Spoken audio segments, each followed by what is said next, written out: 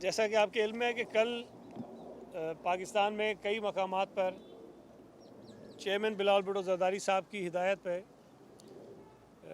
किसान मार्च हुए हैं और मौजूदा हुकूमत की जो नालायक, नाअहल और डफर किस्म की गवर्नेंस है, जिसके बिना पर बहुत सारे मसाइल इस मुल्क में हैं जिनका सामना पाकिस्तान के लोगों को करना पड़ रहा है। उसमें एक हालिया बहरान जो है वो यूरिया का पैदा हुआ है, जिसकी वजह से मुल्क भर में किसानों की हालत ख़राब है, ज़मींदारों की हालत ख़राब है, फसलें उनकी बर्बाद हो रही हैं और कहीं से उनको यूरिया दस्तयाब नहीं है। अगर मिल भी रहा है तो बहुत कम मिल रहा है और उसमें उसकी कीमत भी ज़्यादा है, ब्लैक में उनको मिल रहा है। इस हवाले से कल एहतजाज हुआ कुछ इलाकों में, लेकिन पाकिस्तान भर में 24 जनवरी बरोज़ पीर जो किसान हैं वो एहतजाज करेंगे और उसी सिलसिले में कराची में भी एहतजाज होगा। आपके इल्म में है कि कराची में आम तौर पे अक्सर इलाकों में तो ऐसी ज़मीन नहीं है जो काश्त होती हो, ज़रई ज़मीन नहीं है, लेकिन हमारे डिस्ट्रिक्ट मलीर में और डिस्ट्रिक्ट वेस्ट के कुछ इलाकों में वहाँ ज़मीन काश्त होती है, वहाँ ज़रई ज़मीनें लोगों की मौजूद हैं और वो इस एहतजाज में भरपूर शिरकत करेंगे। हमारा मार्च 24 जनवरी को दोपहर में मलीर से एक काफ़िला शुरू होगा, निकलेगा, जो बड़ी जो रैली होगी वो मलीर से चलेगी और बाकी डिस्ट्रिक्ट्स भी मुख्तलिफ़ रास्तों से होते हुए, शाहराह कायदीन से होते हुए मज़ार कायद के करीब खुदादाद कॉलोनी के पास आकर हम इकट्ठे होंगे और वहाँ पर फिर उस रैली के शुरुका से पार्टी के जो लीडर्स हैं वो ख़िताब करेंगे। और ये पहली दफ़ा होगा, शायद मुझे याद नहीं पड़ता हालिया तारीख़ में, कि कराची में भी जो किसान हैं, जो ज़रई ज़मीन काश्त करते हैं, वो इस नालायक वफाकी हुकूमत के ख़िलाफ़ एहतजाज करेंगे। कल लाड़काना में एहतजाज हुआ है बहुत बड़ा, ओकाड़ा में हुआ है, साहिवाल में हुआ है, पंजाब के दीगर इलाकों में हुआ है, लेकिन अब जो है 24 तारीख को आप देखेंगे कि शायद सैकड़ों इस किस्म के एहतजाज जो हैं वो आपको नज़र आएंगे और भरपूर एहतजाज होंगे। हम ये बात बार बार कह रहे हैं कि इस वक्त जो पाकिस्तान के लोगों का मसला है, जो मुश्किल है, जो तकलीफ़ है, वो गैस के क्राइसिस हैं। जो मसला दरपेश है वो महंगाई है। जो सबसे बड़ी मुसीबत हमारे लिए बनी हुई है वो पेट्रोल की कीमतें जो बढ़ रही हैं रोज़ाना वो हैं। डॉलर महंगा होता जा रहा है, चीनी महंगी हुई है, गंदम महंगी हुई है, दालें महंगी हैं, दवाएं महंगी हैं। हर वो चीज़ जो आम आदमी इस्तेमाल करता है उसकी कीमतें आसमान को छू रही हैं। और बदनसीबी की बात यह है कि वफाकी हुकूमत में बैठे हुए इनके जो 300 तर्जुमान हैं वो बार बार ये कहते हैं कि जी इन्फ्लेशन नहीं है, और अगर माने तो फिर कहते हैं ये तो पूरी दुनिया में है। लेकिन ये बात अब किसी के ढकी छुपी नहीं है। दुनिया भर की जो महंगाई की शरह निकाली गई है उसमें पाकिस्तान दुनिया में तीसरे नंबर पर है। अर्जेंटीना पहला है, तुर्की दूसरा है और पाकिस्तान तीसरा है। बाकी सारे के सारे ममालिक महंगाई जो हुई है मुल्कों में उसमें हमसे बहुत पीछे हैं। तो ये मैं समझता हूँ कि बड़ा भोंडी एक दलील है कि जब आप ये कहें चूँकि पूरी दुनिया में हो रहा है इसलिए पाकिस्तान में महंगाई हो रही है। पाकिस्तान में महंगाई मौजूदा हुकूमत की नाअहली की वजह से है, नालायकी की वजह से है, इनकी मिसमैनेजमेंट की वजह से है, इनकी करप्शन की वजह से है। और अगर इनकी ये नालायकी और नाअहली इसी तरह चलती रही तो इस मुल्क का जो हशर उन्होंने कर दिया है 3.5 साल में, अल्लाह न करे कि आने वाले सालों में शायद हमारा हाल और बुरा होगा। यहाँ बेरोज़गारी में बेपनाह इजाफ़ा हुआ है और उससे तवज्जो हटाने के लिए सूबा सिंध में ये लोकल गवर्नमेंट के कानून को बुनियाद बनाकर यहाँ पर तमाशे लगाए जा रहे हैं। इस वक्त आप जाकर आवाम से पूछें, आप पूरे शहर में फिरते हैं, आपके नुमाइंदे पूरे मुल्क में फिरते हैं, जाकर लोगों से सवाल करें कि तुम्हें गैस चाहिए कि बल्दियाती कानून चाहिए, लोग कहेंगे कि गैस चाहिए। आप उन्हें कहें कि तुम्हें सस्ता पेट्रोल चाहिए या मेयर के इख्तियार चाहिए, वो कहेंगे कि हमें सस्ता पेट्रोल चाहिए। आप उनसे पूछें कि तुम्हारा सबसे बड़ा इशू इस वक्त महंगाई है, बेरोज़गारी है, या ये जो लोकल गवर्नमेंट के कानून को बुनियाद बना के एहतजाज कर रहे हैं वो हैं, तो मैं समझता हूँ कि इस मुल्क का हर आदमी आपको ये कहेगा मुझे सस्ती बिजली चाहिए, मुझे सस्ता पेट्रोल चाहिए, मुझे गैस की फराहमी चाहिए, मुझे चीनी की कीमत में कमी चाहिए, मुझे दवाएं सस्ती चाहिए। लेकिन उस पर जो महंगाई उन्होंने की सो की, लेकिन ना MQM उस पर बात कर रही है, ना PTI यहाँ उस पर बात कर रही है, ना जमात इस्लामी उस पर बात कर रही है, ना GDA उस पर बात कर रही है। यहाँ पॉलिटिकल पॉइंट स्कोरिंग करने के लिए अवामी इश्यूज़ को पीछे छोड़ दिया है और वफाकी हुकूमत के आलाकार बनकर उनको ये सहारे फराम कर रहे हैं। वकार भाई से मैं गुजारिश करूँगा बात कर लें, फिर आपसे मैं सवाल ले लेंगे आपसे। बिस्मिल्लाहिर्रहमानिर्रहीम। जैसे कि आपको सईद गनी साहब ने बताया कि पाकिस्तान पीपल्स पार्टी की सेंट्रल एग्जीक्यूटिव कमेटी के फैसले के मुताबिक 21 और 24 जनवरी को किसानों से इदारे यकजहती के लिए किसान मार्च, ट्रैक्टर ट्राली मार्च का फ़ैसला किया गया था और उसी के मुताबिक कल सूबे सिंध के लाड़काना डिवीज़न में किसानों से इदारे यकजहती के लिए एक भरपूर और तारीख़ी मुज़ाहरा हुआ, जिसमें हज़ारों की तादाद में किसानों ने शिरकत की। पाकिस्तान पीपल्स पार्टी के कारकुनों ने शिरकत की, वहाँ के अरकान असम्बली ने शिरकत की और चीफ मिनिस्टर सिंध सैयद मुराद अली शाह साहब ने उस किसान रैली की क़यादत की।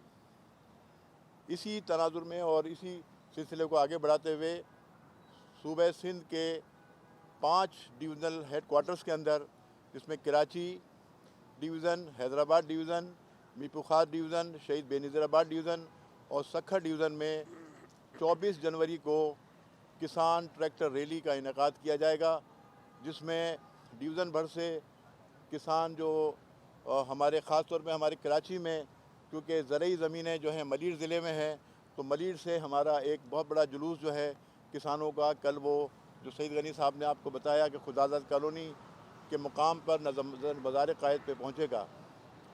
आपको मालूम है कि यूरिया जिसका सरकारी रेट 1600 रुपये है, वो आज ब्लैक में 3500 रुपये में भी नहीं दस्तयाब है।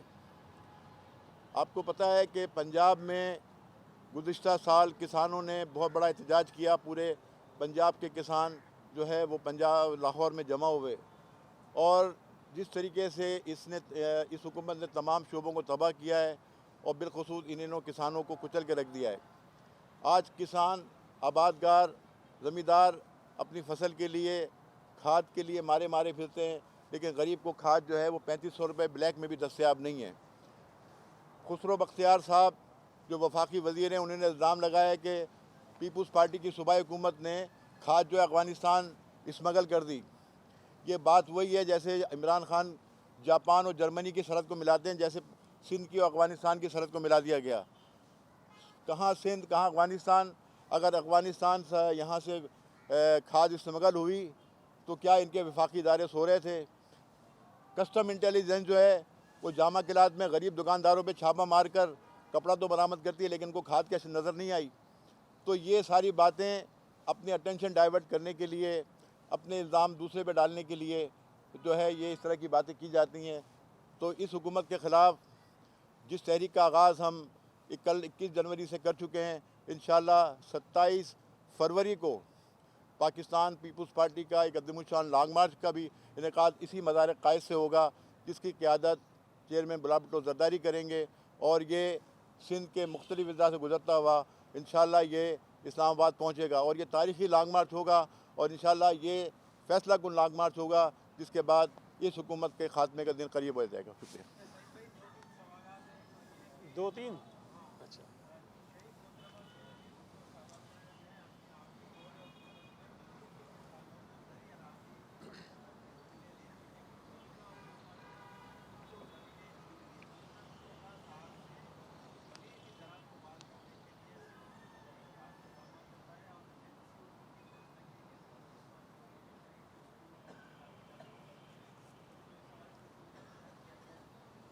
अगर आपका सवाल जो है वो 30 साला लीज़ के मुतल्लिक है, तो वो अदालत का फ़ैसला आया था जिसमें ये कहा गया कि 30 साला जो लीज़ है वो ख़त्म कर दी जाए और मज़ीद एक्सटेंशन उसमें ना हो।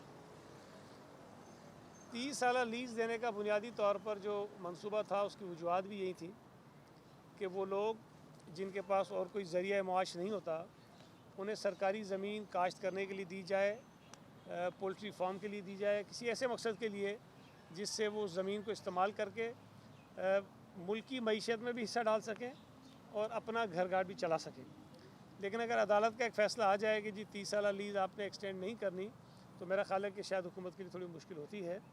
हम चाहेंगे और हमारी ख्वाहिश होगी कि जेन्युइनली जो लोग सरकारी ज़मीन को उन्हीं मकासद के लिए इस्तेमाल करते रहे हैं जिन मकासद के लिए उनको दी गई हैं, वो कंटिन्यू होना चाहिए। अलबत्ता उन लोगों के ख़िलाफ़ ज़रूर कार्रवाई होनी चाहिए जिन्होंने 30 साल लीज़ ली और उसको फिर गैर कानूनी तौर पर किसी और मकसद के लिए इस्तेमाल किया और फिर उस बुनियाद पर शायद वो जो जायज़ तरीके से अपना रोज़गार कमा रहे थे ज़मीन लेकर, उनको भी नुकसान हुआ।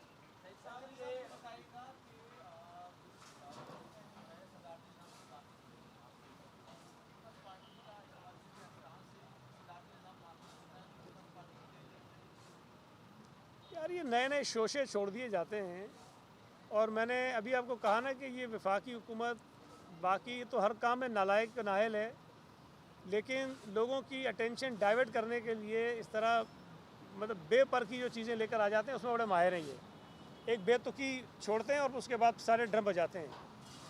सदारती निज़ाम इस मुल्क में आने का कोई रास्ता मौजूद नहीं है, कोई सियासी जमात उसको कबूल करने को तैयार नहीं है और इस वक्त ये बात बिल्कुल आया है कि इस मुल्क को यकजा करने के लिए अगर सबसे बड़ी कोई फ़ोर्स है तो वो 1973 का कॉन्स्टिट्यूशन है, जो पार्लियामेंट्री तर्ज़ हुकूमत के तहत बना है, उसके तहत हुकूमतें चलती हैं।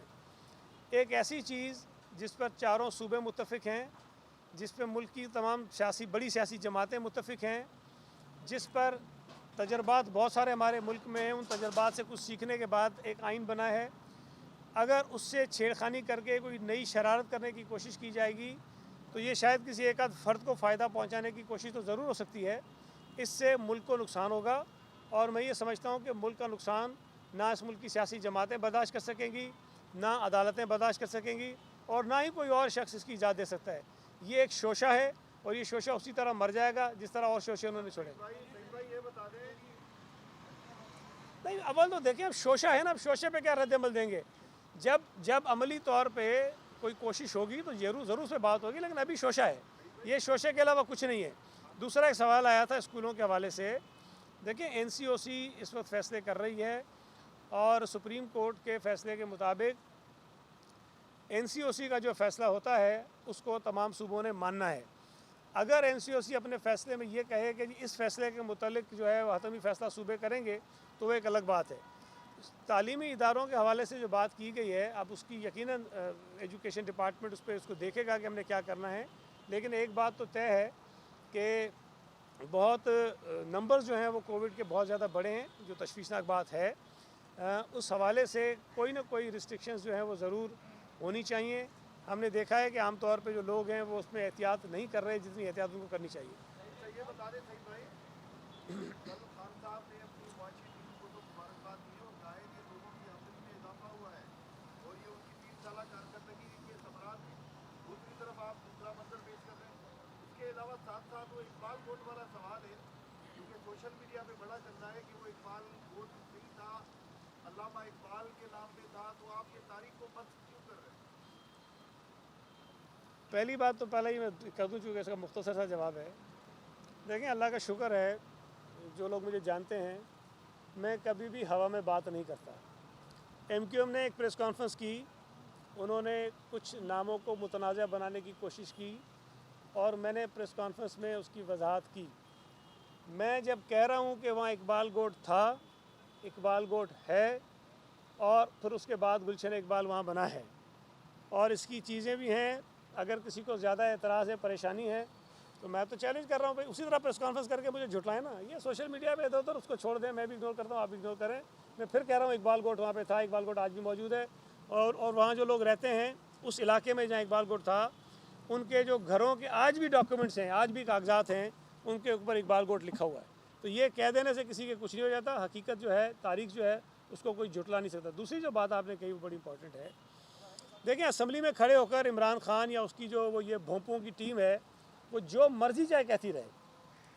आप इस मुल्क के लोगों से पूछें, कोई एक आदमी मुझे इस मुल्क में लाकर दें जो ये कहे कि महंगाई नहीं हुई है, जो ये कहे कि मेरी ज़िंदगी इमरान खान के आने के बाद अजीरन नहीं हुई है कोई ये कहे कि जी मेरी आमदनी में इजाफा हो गया है। लोगों की ज़िंदगियां मुश्किल में हैं, लोग तकलीफ़ में हैं, लेकिन एक चीज़ ज़हन में रखें कि जब एक्सप्लॉयटेशन भी होती है ना, जब मईशत आपकी बर्बाद भी हो रही होती है, तो उसके बेनिफिशरीज़ कुछ ना कुछ होते हैं। अब अगर पीटीआई के एटीएम उसके बेनिफिशरीज़ हैं, उनकी आमदनी बड़ी है, उनके जो अकाउंट्स हैं उसमें पैसे बड़े हैं, उनको मज़े लगे हुए हैं, तो इसका मतलब ये नहीं कि इस मुल्क का हर आदमी जो है वो खुशहाल हो रहा है। इस मुल्क का आम आदमी तकलीफ़ में है। इस मुल्क का जो आम शहरी है वो महंगाई के बोझ तले दबा हुआ है। आप लोग इतने बैठे हैं, कोई एक मुझे आप में से बता दे कि महंगाई के तनासुब से क्या आपकी तनख्वाहों में, आपकी आमदनी में इजाफा हुआ है? आपकी तो तनख्वाहें कम हुई हैं। जितना आप पहले आज से 2 साल 3 साल पहले कमा रहे थे उतना आप नहीं कमा रहे हैं। अगर उतना भी कमा रहे हैं तो महंगाई इतनी हो गई है कि उसके ज़रिए जितनी चीज़ें आप ख़रीद सकते थे, आपकी क़ुव्वत ख़रीद कम हो गई है। तो ये जो मजाक करते रहते हैं असम्बलियों के अंदर खड़े होकर, ये मैं समझता हूँ कि लोगों के ज़ख्मों पर ये नमक छड़ते हैं। ये तो यार ये काफ़ी देर से करा शबीर।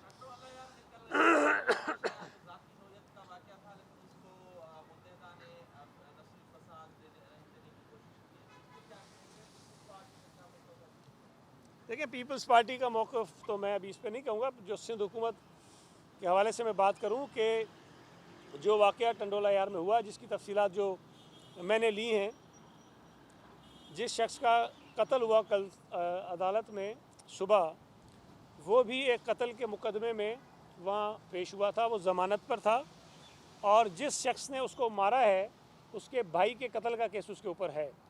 तो नज़र तो ये आ रहा है कि जी एक शख्स को इसने मारा या इसके ऊपर इल्ज़ाम था और फिर उसके भाई ने इसको मार दिया। तो ये वैसे तो झगड़ा है कोई दो फैमिलियों का, दो लोगों का, लेकिन जिस शख्स ने कल कत्ल किया है उसका वो कातिल गिरफ़्तार हुआ है, पुलिस की कस्टडी में है। एफआईआर जो मकतूल है उसकी फ़ैमिली की ख्वाहिश या जिस तरह की वो चाहते थे उस तरह से हुई है। पुलिस ने कार्रवाइयाँ की हैं, उनके घरों पे रेड किया है, सारी चीज़ कानून के मुताबिक जिस तरह एक होनी चाहिए वो हुई है। लेकिन मुझे समझ नहीं आया कि कल फिर वहाँ एक हंगामाराई हुई, एक पुलिस चौकी पे हमला हुआ, वहाँ मोटरसाइकिलें जलाई गईं, गाड़ियाँ जलाई गईं, वहाँ से कुछ सामान जो है वो हंगामाराई करने वाले लेकर चले गए। उस पर भी एफआईआर हुई है जिन्होंने हंगामा किया उनके ख़िलाफ़। लेकिन मैं बात ये कभी से कह रहा हूँ कि एमक्यू जो है वो लिसानी फसादात चाहती है। उन्होंने लोकल गवर्नमेंट के कानून को लिसानी फसादात की बुनियाद बनाने की कोशिश की, जिस किस्म के बैनर्स लगाए, जिस किस्म की शरारतें उन्होंने की वो आपके सामने है। ये जो वाक़या टंडोला यार में हुआ है ये जुर्म है, ये क्राइम है, और क्राइम को क्राइम के तौर पे लिया जाना चाहिए। अगर तो पुलिस ने कार्रवाई ना की होती, पुलिस ने उस कातिल को गिरफ़्तार ना किया होता, पुलिस ने जो मकतूल की फैमिली है उसकी मर्ज़ी के मुताबिक एफआईआर ना काटी होती, तो फिर बाकी शायद इल्ज़ामात ठीक होते। लेकिन एक कत्ल के वाक़े को अगर लिसानियत की बुनियाद पे वो आग बनाकर फैलाना चाहेंगे तो मैं समझता हूँ कि इसका नुकसान होगा, और सूबा सिंध ने पहले ही उसके बहुत नुकसानात उठाएँ, हमें उस तरफ नहीं जाना चाहिए।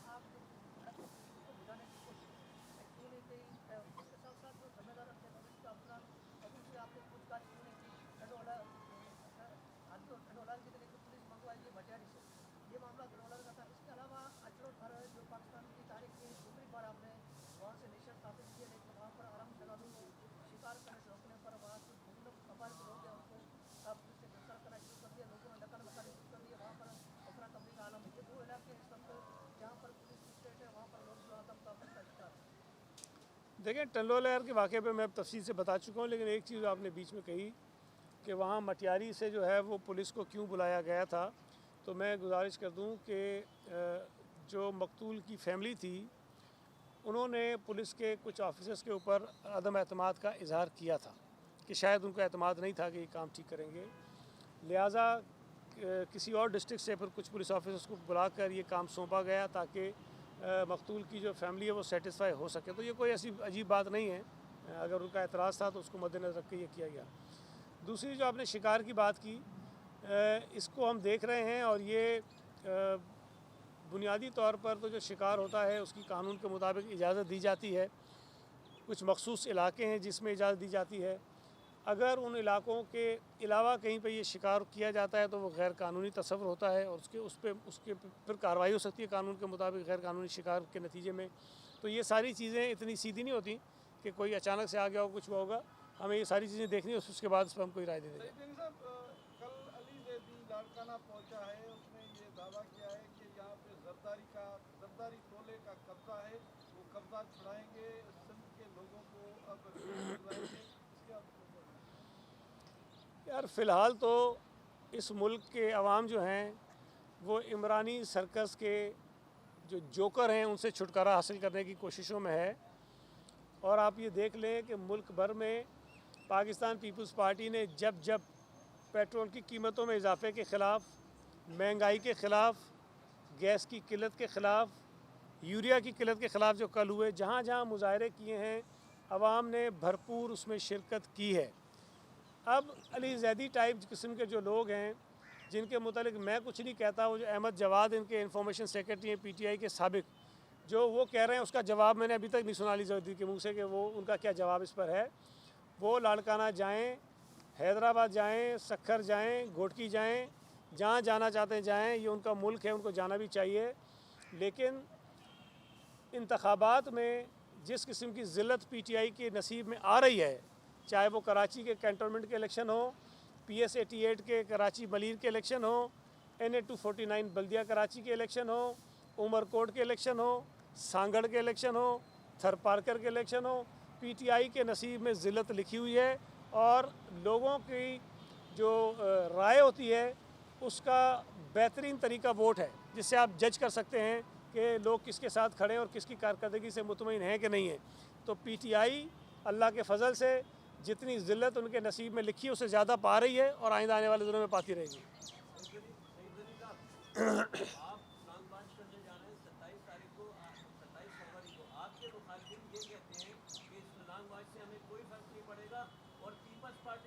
जबरी तौर पर लोगों को पार्टी में शमूलियत पर मजबूर कर रही है। एक तो सवाल ये है। दूसरा, लॉकडाउन के बारे में लोग बड़े कोशिश हैं, बड़े परेशान हैं, ज़रा सा उसको भी क्लियर करें। देखिए, पहली बात तो ये है कि लॉकडाउन का अभी तो कोई फ़ैसला नहीं है और ये बात पहले भी CM साहब ने कही है। हालांकि ये तो हकीकत है कि कल जितने केसेस रिकॉर्ड हुए हैं पॉजिटिव, जब से कोविड शुरू हुआ है फरवरी 2020 से, तब से इतने केसेस कभी नहीं आए।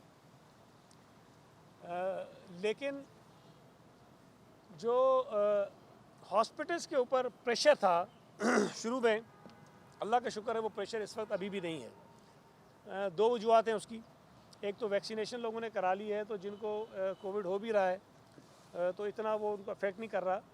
दूसरी वजह यह है कि हॉस्पिटल्स को हमने काफ़ी अपग्रेड किया है, कैपेसिटी उनकी बढ़ाई है।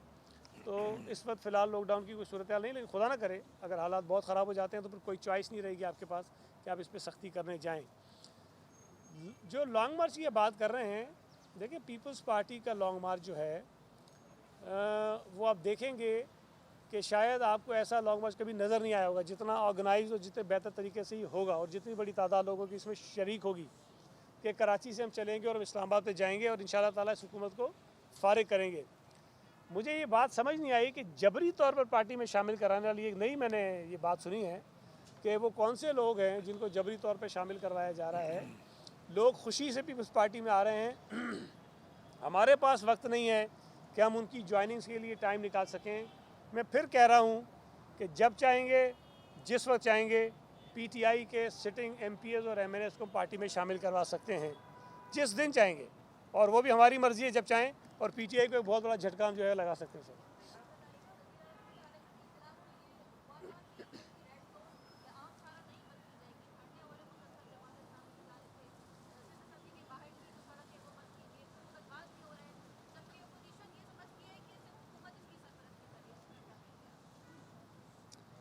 देखिए, उसूली तौर पर तो जो रेड जोन एरिया हैं, जो सेंसिटिव इलाके होते हैं, वहाँ इस किस्म की एक्टिविटीज़ होनी नहीं चाहिए। लेकिन हमारे यहाँ लोगों ने एक मिजाज बना लिया है कि रेड जोन में जाकर ही वो करेंगे। तो बहरहाल अब अगर हम उनको वहाँ गिरफ़्तार करेंगे, कोई सख्ती करेंगे, तो उसको भी दूसरा रंग दिया जाता है। हम बहुत रिस्ट्रेंट का मुजाहरा करते हैं और हमारी कोशिश है कि लोग जो पुरअमन तौर पर एहतजाज करते हैं उनके ख़िलाफ़ कोई कार्रवाई ना हो। लेकिन गुलशन इकबाल में मेन यूनिवर्सिटी रोड पे कुर्सियां लगाकर एक एहतजाजी जलसा करना किसी तौर पर भी मुनासिब नहीं है। देखिए, पुरअमन जलसा करने का हक़ या एहतजाज करने का हक़ आपका वहाँ ख़त्म हो जाता है जहाँ किसी और का हक़ शुरू होता है। और सड़क पर चलना, उनकी गाड़ियाँ चलाना, उनको मूव करना, ये हर आम आदमी का हक़ है। और अगर कोई उसके उस हक़ में रुकावट डाले और ये कह कर के जी मेरा बुनियादी हक़ है, तो ये बिल्कुल भी नहीं है। तो ये एहसास उन जमातों को भी होना चाहिए जो आवाम के लिए एहतजाज करने का दावा कर रहे हैं। आप आवाम के लिए एहतजाज करने का दावा करें और दूसरी तरफ आवाम को मुश्किल में डाल दें, ये मुनासिब बात नहीं है। एहतजाज करने के लिए, जलसा करने के लिए, जुलूस करने के लिए बहुत सारी जगह हैं। और मैं आपको बताता हूँ कि हमारा जो ये एहतजाजी किसान मार्च जो है, शुरू में इसका रूट कोई और था और टाइमिंग भी कोई और थी। हमने आवाम को कम से कम तकलीफ़ देने के लिए और शायद उसको बहुत मिनिमाइज़ करने के लिए रूट चेंज किया और वक्त चेंज किया, इसलिए कि शाम 5 बजे के बाद ट्रैफिक का फ़्लो बहुत ज़्यादा बढ़ जाता है। और हम ये चाह रहे हैं कि हमारा एहतजाज शाम 5 बजे से पहले हम इसको ख़त्म कर दें और ऐसे रूट पे जाएं जहां लोगों को बहुत ज़्यादा तकलीफ़ ना हो। तो हम एहसास कर रहे हैं, लेकिन वो जमातें जो ड्रामे मचा रही हैं पूरे शहर में, उनको इस चीज़ का एहसास नहीं है।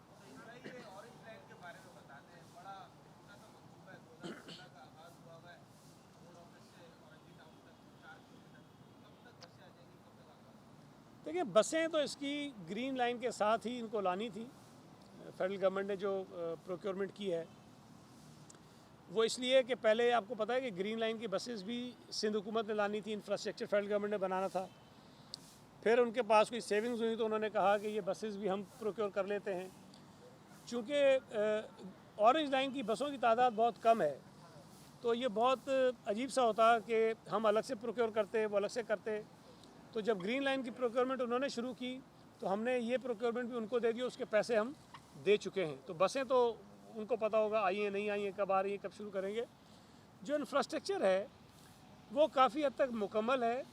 उसके अंदर जो फाइनल टचेस आप कह लें या जो टेक्नोलॉजी जो इस्तेमाल होनी है वो चीज़ें रह गई हैं और वो मैं समझता हूँ कि शायद चंद हफ्तों में हो जाएंगी और ये उसके साथ कनेक्ट हो जाएगा। या बसें वो लेकर आएंगे? नहीं, मुझे नहीं पता। बसें तो देखें, उनसे पूछे ना, मैं फिर कह रहा हूँ बसें उन्हीं से पूछे। नहीं, विफाक की बसें नहीं, पैसे हमारे हैं भाई, बसें हमारी हैं। देखें, अब वो इस तरह से है कि अगर एक विफाकी हुकूमत है या सूबाई हुकूमत है, विफाकी हुकूमत मिसाल के तौर पे 100 बसें ख़रीद रही है और सूबाई हुकूमत ने 5 बसें ख़रीदनी हैं, तो हमने कहा कि भाई तुम 100 ख़रीद रहे हो, 100 के बजाय 105 ख़रीद लो, पैसे हमसे ले लो। तो वो प्रोक्योरमेंट कर रहे हैं, बसें हमारी हैं, पैसे हमने दिए हैं, लेकिन